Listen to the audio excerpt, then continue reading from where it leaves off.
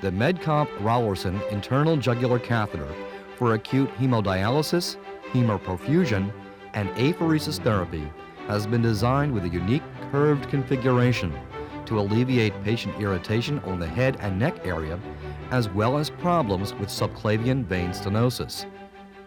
The kit comes complete with one 18-gauge by 2 3/4 inch introducer needle, one .038 by 70 centimeter flexible J wire guide, one 12 French by 6 inch vessel dilator, one number 11 mini scalpel, one 3/0 silk curved needle suture, two injection sealing caps, and one pre-curved double lumen duoflow internal jugular catheter, available in 9 and 11 French diameter and 12, 15, and 20 centimeter lengths.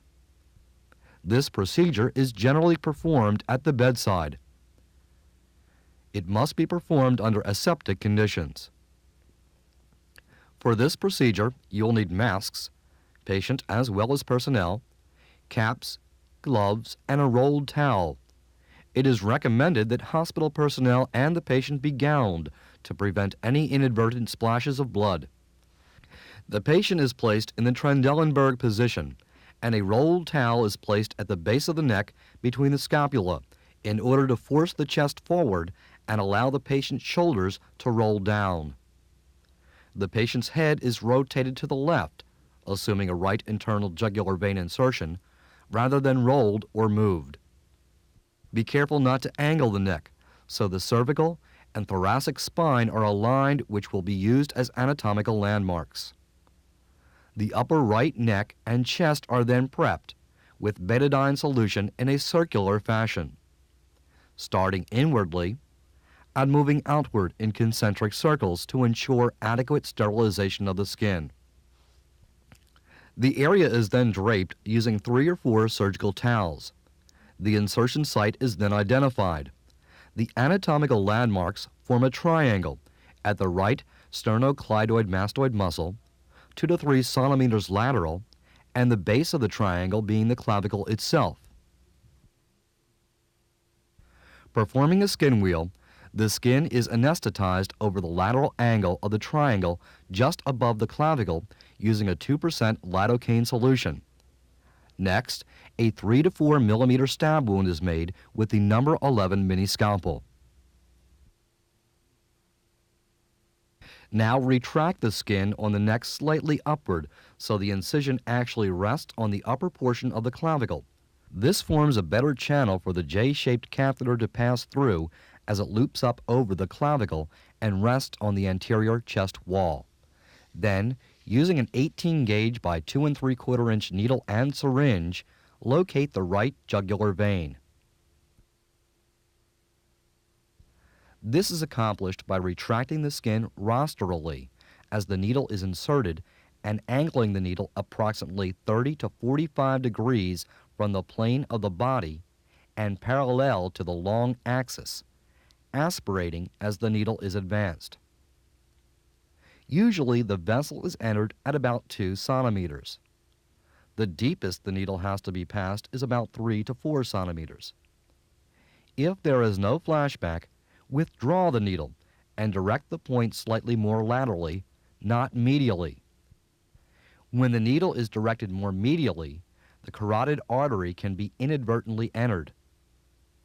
Once flashback has occurred, the syringe is rotated 360 degrees in case the vein has been partially indented. The rotation allows the vein to spring back to its natural position and encompass the needle point. Now, aspirate to confirm a free flow of blood.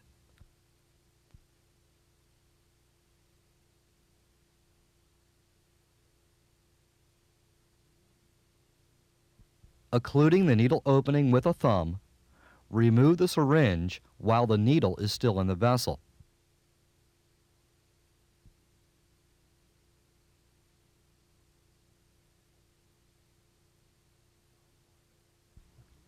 The guide wire is threaded through the needle and into the vein.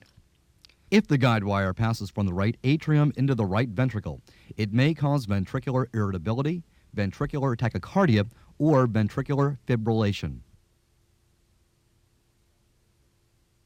If these problems occur, simply retract the guide wire. After flushing and locking the catheter with heparinized saline, remove the needle while keeping the guide wire in place.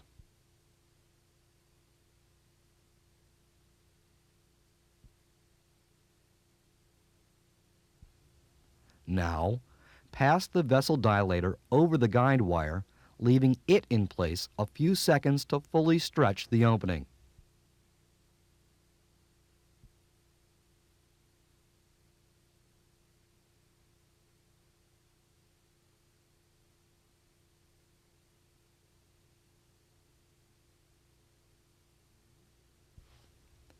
Remove the dilator and be ready to pass the catheter back over the guide wire immediately, since there may be a significant amount of bleeding.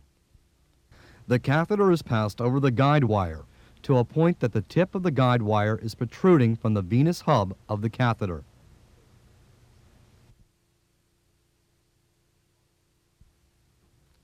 Both are then passed as a unit into the vessel.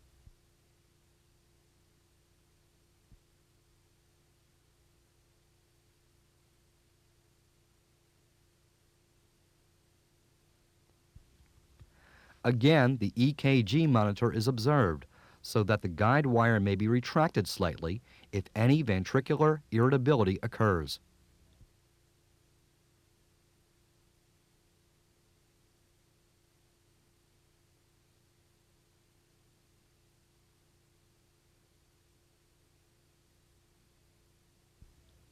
Once the catheter is fully seated, remove the guide wire and flush both lines again with heparinized saline.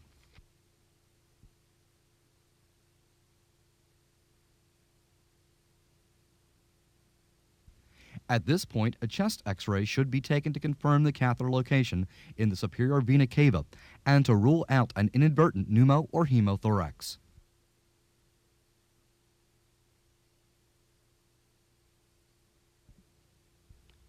Once proper placement has been confirmed, suture the catheter in place at the rotating suture wing with the 3/0 silk suture supplied.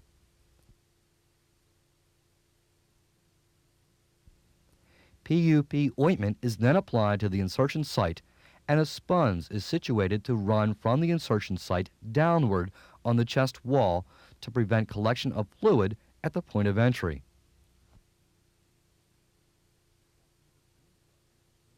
Adhesive wound dressing is then applied, and the injection caps are placed on the catheter. The procedure is now completed, and the patient is ready for dialysis treatment.